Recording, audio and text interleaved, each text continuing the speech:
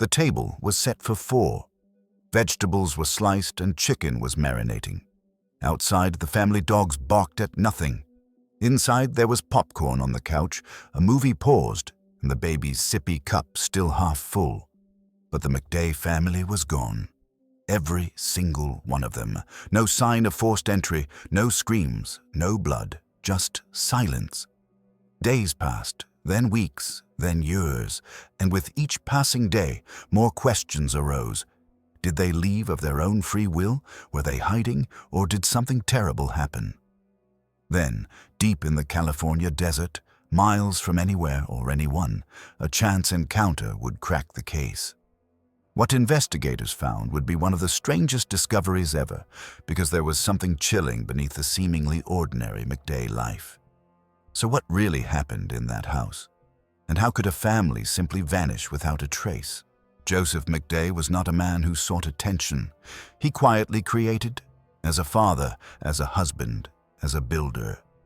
By his 40s, he had carved out a quiet life for himself, centered around his family and the business he had poured himself into, earth-inspired products. He wasn't working for someone else's dream. He was working for his own. His company specialized in custom-made decorative fountains, the kind that rippled quietly in the corner of a carefully planned garden. But Joseph didn't just sell fountains. He offered serenity in stone and water, handcrafted pieces that brought life to mundane spaces. Customers appreciated his passion, and slowly but surely, his small company grew. His studio was often filled with the sounds of sanding tools, running water, and soft music. He had a vision that combined art, nature, and function. And he didn't do it alone. Always at his side was Summer MacStay, 43, once known as Virginia Lisa Randa, but to everyone else, she was just Summer, Joseph's wife and devoted mother. Summer had a quiet determination. She worked as a realtor and did some interior design. She had a natural eye for space and beauty. She didn't just help the business behind the scenes. She made the home a hearth. Friends said she was kind and considerate, but had a maternal instinct when it came to her children. It was evident in the way she dealt with strangers on the playground or when she calmed a tantrum of a boy in the supermarket aisle. Her life was not glamorous, but it was solid, purposeful. Together, Joseph and Summer had built a life that felt safe and stable, even idyllic. They had 2 sons, Johnny, 4, and Joseph Jr., just 3. The boys were close in age but different in personality. Johnny was always exploring, always asking questions. He liked to touch things, to figure out how things worked, to take his toys apart and try to put them back together with a screwdriver he stole from his father's workshop. Joseph Jr. was more of a follower, but he was cheerful and bright. He idolized his older brother. The two were inseparable, and their energy permeated every corner of the house. Their home in Fallbrook, California, was in a quiet, peaceful neighborhood. The kind of place where people knew each other's names, but not every detail of their lives. The MacStay's home was a modest white one-story with a red shingle roof. Not fancy, but cozy, surrounded by rolling hills and eucalyptus trees and endless sky. They weren't rich, but they had enough. And what's more, they had plans. The neighbors saw them often. Joseph in the entryway, loading tools into his truck. Summer walking the boys on the cul-de-sac. The family's 2 dogs were usually in the yard, barking happily at squirrels. The MacStays seemed busy, but in the best way. There were unfinished projects ahead. A garden in the backyard that was just beginning to be developed. But inside the house, there was a warmth. The walls were lined with framed pictures. Birthdays, trips to the beach, blurry shots of the boys with chocolate-smeared smiles. There were always a few toys scattered around the living room, and the air was often filled with the aroma of popcorn or something baking in the oven. Summer was busy chasing 2 toddlers, and Joseph was balancing customer calls, hammering nails, and deliveries. Life was hectic, sure, but it was good. Really good. On weekends, they took the boys to the park or out to lunch at a local diner. Joseph often juggled work calls while Summer entertained the boys. They talked about expanding Earth-inspired products, renovating the backyard, possibly traveling when business picked up. Nothing outlandish, just a few days away from home as a family. They weren't loud, they weren't dramatic. They were, by any measure, ordinary. And maybe that's why what happened next is so hard to understand. Because there were no signs, no warning that anything was wrong, no overheard arguments, no strange behavior noticed by neighbors, no threats, no looming shadows. Just a family, two parents and their two young sons, living their ordinary lives, building something slowly and dreaming of the future they were creating together. But beneath these everyday rituals, the smiles and the holding of hands and the walks to school, there was something no one could see. Something was coming, and in just a few days, they would all disappear without a trace. It was Thursday, February 4th, 2010. Nothing about the day stood out at first glance. In a quiet neighborhood in Fallbrook, California, the MacStay home blended in with the calm. The day had passed as usual. Joseph was working on his business, as always. Summer was at home with the children. There were no reports of anything out of the ordinary. No strange visitors, no loud arguments, nothing to suggest that this day would mark the beginning of a mystery that would baffle investigators and shake the family to their core. At 7:47 p.m., a neighbor's surveillance camera captured a brief, almost imperceptible moment. The underside of a car, a light-colored SUV, likely the family's Isuzu Trooper, was seen pulling out of the MacStay's driveway. The footage showed no faces, and it did not scream emergency, but it was the last visual evidence of movement from the house. Shortly thereafter, at 8:28 p.m., a call was made from Joseph's cell phone to his business partner, Charles Chase Merritt, and the call remained on the answering machine. Merritt later told police he ignored the voicemail because he was watching a movie. Joseph's cell phone picked up a signal from a tower in Fallbrook. He casually described it as if there was nothing remarkable about the missed call, but it was the last known call from Joseph MacStay's phone. After that, things went quiet. For a few days, no one assumed the worst. Family and friends assumed the MacStays were on a short trip, perhaps exploring new places or visiting a nearby town. It wasn't unusual for Joseph and Summer to be spontaneous with their children. But by the weekend, concerns began to set in. Calls to Joseph and Summer's phones went straight to voicemail. Text messages went unread, emails went unanswered, and there was no sign of activity on their social media accounts or credit cards.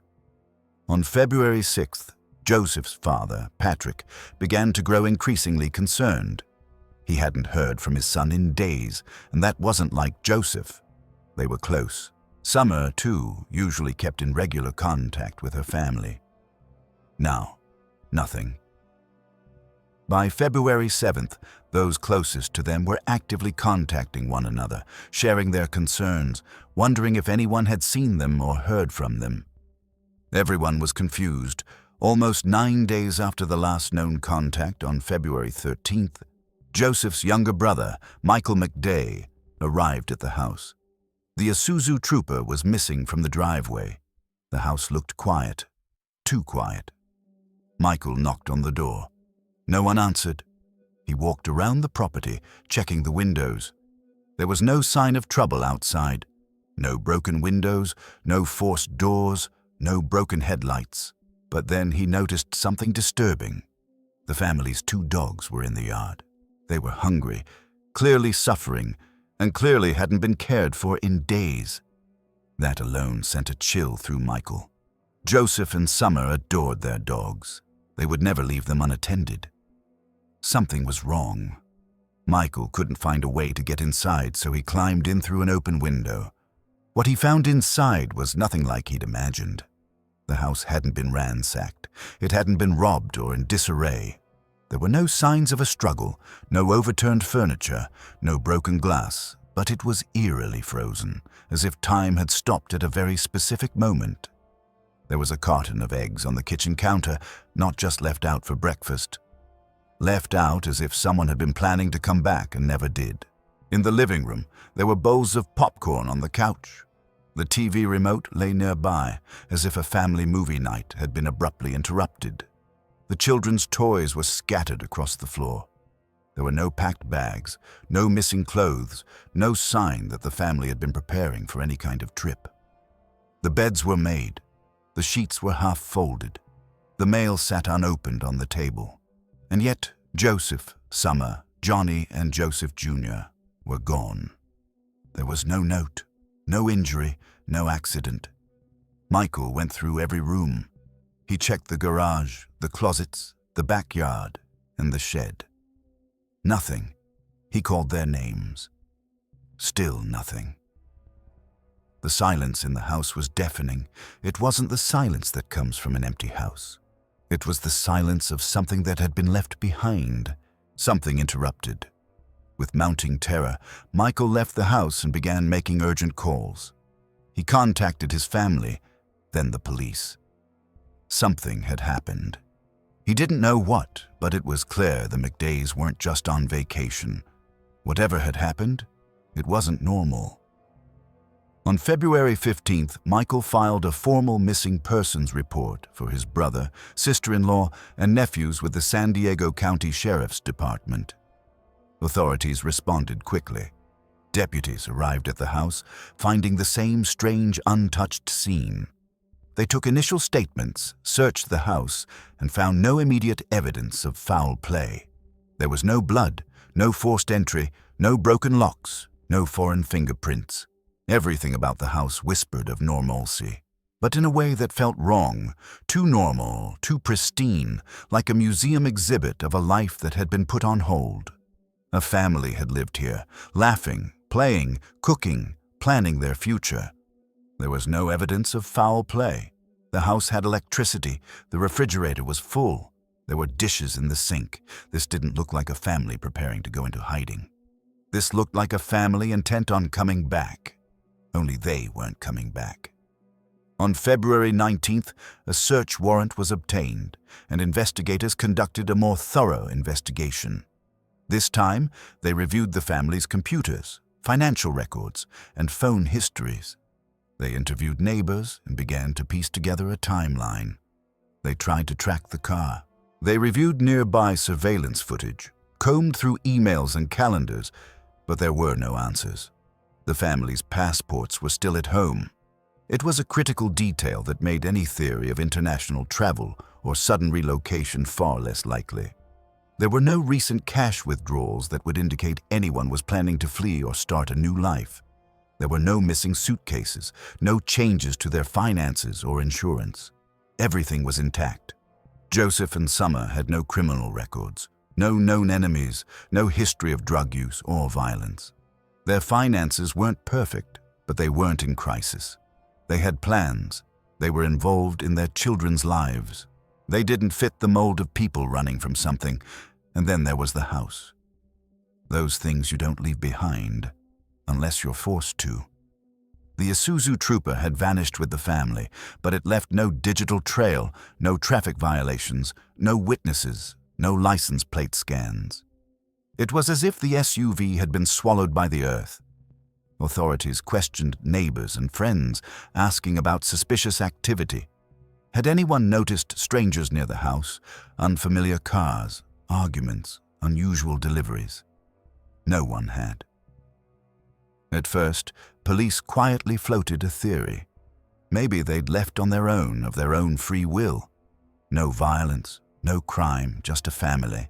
Perhaps burned out, perhaps looking for something new, something personal.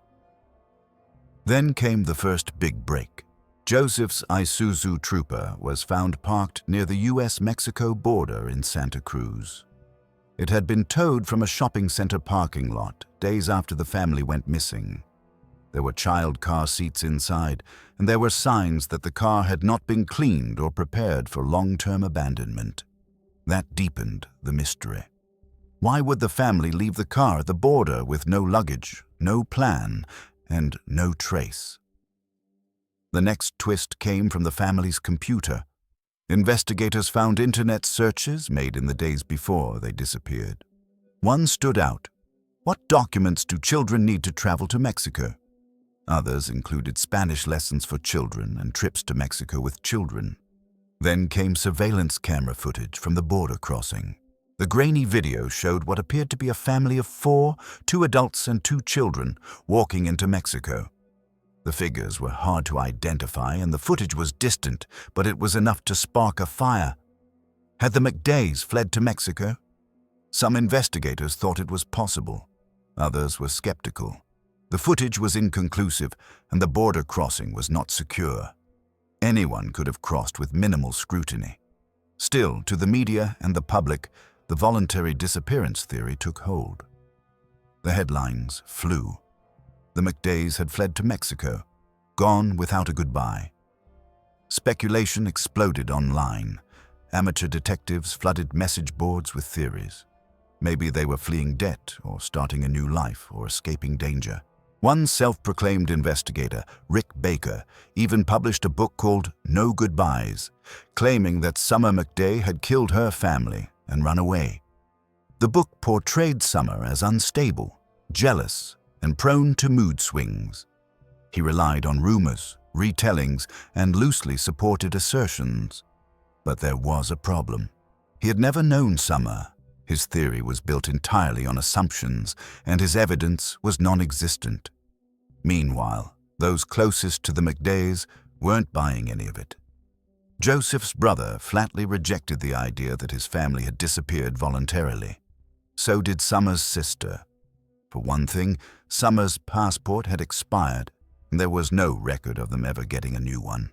If they had planned to cross the border into Mexico, how would they have gotten back? Other critics of this theory have pointed out that the MacStays had more than $100,000 in bank accounts with no withdrawals in advance of the trip, and their accounts remained untouched after they disappeared. And there was something else, a crucial detail that few noticed at the time. The MacStays had made it clear to friends that they were afraid of traveling to Mexico. The violence from drug cartels made them nervous. Joseph, in particular, had talked openly about staying away from the border. So why, of all places, would they take their 2 little ones there? The voluntary disappearance theory began to crumble. Investigators and the public also turned their attention to Charles Chase Merritt, the last known person to have had contact with Joseph MacStay and the first to report concerns about his disappearance. According to state records, Merritt had convictions for burglary and receiving stolen property. His most recent conviction, in 2001, involved the theft of $32,000 in welding and drilling equipment from a metalworking company in Monrovia, California. One acquaintance told a San Diego reporter, "I think the police should look at him and anyone associated with him." By 2013, Merritt admitted that he had spent more than an hour with Joseph on the day the MacStays disappeared. He was also the last person Joseph called from his cell phone. Merritt claimed to have passed a polygraph test and insisted he had no knowledge that could help solve the mystery of the family's disappearance. When asked if Merritt could have been involved, Joseph's father, Patrick MacStay, said, "I have to believe in Chase because I have to believe in my son." I believe Joseph trusted Chase and believed in Chase. Do I think Chase was involved? I don't think so, and I certainly hope so. Merritt at one point even expressed interest in writing a book about the case. He claimed that Summer MacStay had anger issues and that Joseph suffered from an unexplained illness. While Joseph's family confirmed that he had suffered mysterious illnesses and that Summer had cared deeply for her husband, they dismissed Merritt's suggestion that she had contributed to his condition. As Patrick MacStay put it, "I truly believe she loved my son." November 11th, 2013. The hot desert sun hung low over Victorville, California, casting long shadows across the barren landscape. It was a quiet morning, the kind of morning when nothing seemed out of the ordinary, until a motorcyclist taking a shortcut across the vast desert stumbled upon a startling discovery. Slowing near some bushes, his eyes caught something unusual, something that didn't belong there. He stopped, dismounted, and approached the area cautiously. The ground had been disturbed, and upon closer inspection, remains that resembled human bones lay half buried in shallow graves. His heart pounded. This was no mere chance find. The discovery would soon become one of the most chilling mysteries to haunt Southern California. Within hours, authorities were on the scene. They cordoned off the area, securing the site for an investigation. The remains had been identified as those of Joseph and Summer MacStay, a family that had vanished without a trace 3 years earlier. Their 2 young sons, Johnny and Joseph Jr., had disappeared with them, and the case had baffled investigators for years. No ransom note, no witnesses, no clues. 2 days later, forensic experts confirmed what many had feared. DNA testing confirmed that the remains were those of Joseph and Summer MacStay. The family had been murdered, their bodies hidden in the harsh desert. Authorities had initially believed that the family had simply vanished into thin air, perhaps running away or disappearing voluntarily. But now, the truth was far darker than anyone could have imagined. The cause of death was blunt force trauma, and even more puzzling was the lack of any signs of a struggle in their home. Initial reports suggested no forced entry, no overturned furniture, and no signs of violence in the home. It was as if they had disappeared peacefully, until now. Authorities began to rethink their theory. How could the MacStays have been murdered in their home without anyone noticing? Why were there no signs of a violent confrontation? And if they were killed in the house, why were their bodies taken so far away, buried in the desert miles from their home? The revelation hit hard. The family's fate had been sealed long before they were found in the ground. Their deaths were not random acts of violence. They were premeditated, carefully planned. Someone knew what they were doing. Someone had planned it all. The discovery in the desert was more than just a tragic end. It was the beginning of a new chapter in the mystery of the MacStay family's disappearance.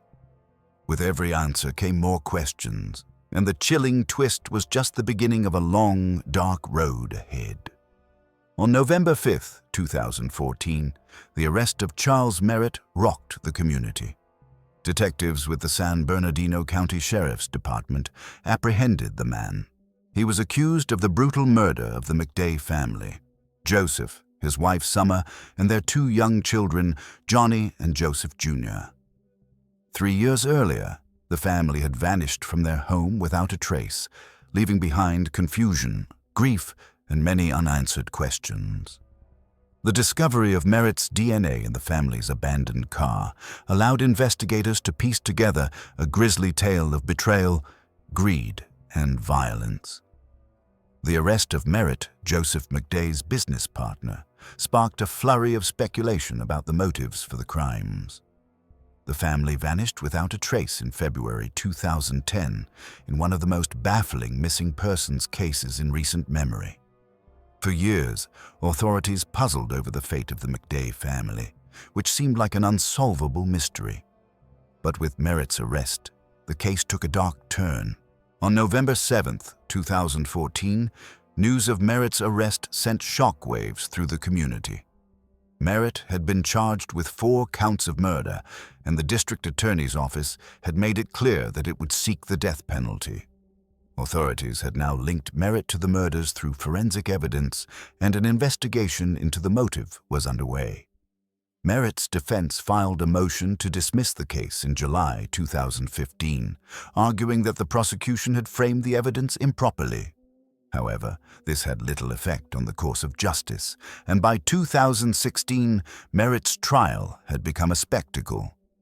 The case dragged on as Merritt repeatedly fired his attorneys and attempted to defend himself. At one point, he had 5 lawyers. His erratic behavior raised questions about his mental state, but the court was determined to move on. Over the years, the evidence against Merritt continued to mount. Autopsies of the MacStay family members revealed that all 4 victims had been bludgeoned to death with a blunt object, believed to be a 3-pound sledgehammer found in the grave containing Summer and her son. Investigators believe the family was tortured before the murders. The brutality of the crime weighed heavily on those who followed the case, especially since the victims were defenseless and subjected to such brutality. Prosecutors presented their theory of the crime: financial greed. Merritt had a gambling problem, and the prosecution alleged that he killed the MacStay family for financial gain. In the days following the family's disappearance, Merritt wrote checks totaling more than $21,000 from Joseph McDay's business account. He then went on a series of games at local casinos where he lost thousands of dollars. The prosecution alleged that Merritt's mounting debts and desperate need for money drove him to commit the grisly murders. Although the prosecution gathered evidence of Merritt's financial problems, the trial was plagued by delays. Merritt's decision to represent himself led to further delays as his legal maneuvering slowed the proceedings. By January 2019, the trial finally began in a San Bernardino courthouse. Both sides presented their opening statements, but the case continued to be plagued by delays. The length of the trial weighed heavily on those affected by the tragedy. The emotional strain on the MacDay family was evident as they prepared to face Merritt in the courtroom. The pain of losing loved ones in such a brutal and senseless way was still fresh, and the years of waiting for justice had left a scar on the community. As the trial progressed, emotional testimony from family members was read to the court. The grief, anger, and pain were palpable as relatives spoke of the lasting impact of the MacStay family's disappearance and murder. In June 2019, the jury returned a verdict: guilty on all counts. The weight of the evidence was too much for Merritt. He was found guilty of murdering the MacDay family, and the jury recommended that he be sentenced to death. The decision left a mixed feeling in the public. While there was relief that Merritt had been brought to justice, there was also a lingering sadness. Many wondered how such brutal violence could have gone unnoticed for so long. Why hadn't law enforcement connected the dots sooner? Why had the family's disappearance remained a mystery for years? On January 21, 2020, Merritt was formally sentenced to death. The verdict marked the final step in a long and difficult journey for the MacDay family. Although the verdict brought some sense of closure, the community's grief continued to smolder. Merritt was incarcerated at the Richard J. Donovan Correctional Facility in San Diego, where he will remain without the possibility of parole. In 2019, California enacted a moratorium on the death penalty, meaning that Merritt's death sentence would not be carried out in the traditional manner, but he would remain behind bars for the rest of his life. Not only did the case expose the dark side of human nature, it also raised moral and philosophical questions that would continue to haunt society for years to come. Was justice truly achieved in this case? Was the death penalty the right response to such a heinous crime?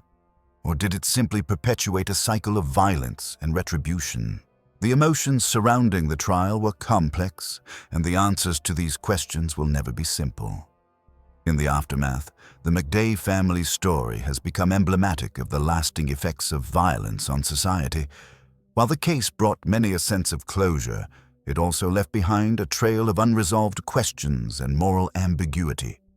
The deaths of the MacDay family shattered lives, and while Merritt's guilty plea brought a measure of justice, the emotional scars left by the crime will not heal easily. The case will be remembered as one of the most tragic and complex murder investigations in recent history, and another agonizing question will hang in the air. How could something so terrible happen to a family that seemed to have everything going for them? In the end, this wasn't some nameless criminal in the shadows. The man who took the lives of Joseph, Summer, Johnny, and Joseph Jr. was someone they trusted, someone who was part of their world: Charles Merritt. He wasn't just a business partner.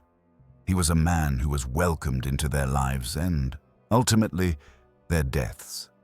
And perhaps the most disturbing part of it all, the question that remains, is this: how could a man so close to them, someone they considered familiar, commit such a heinous act? How did he go from being a trusted friend to a brutal killer willing to destroy everything for his own selfish gain? The MacStay case is a stark reminder that sometimes monsters aren't lurking in the shadows or in distant corners. Sometimes they're familiar faces, the ones we trust the most. The truth, it seems, is far more frightening than any stranger in the night. As we reflect on tragedy, we must ask ourselves, how well do we really know the people around us, and are we really safe when those we trust can betray us in the most unimaginable ways? If this story unsettles you, if it makes you question, don't turn away. Keep searching for the truth. The answers may be closer than you think.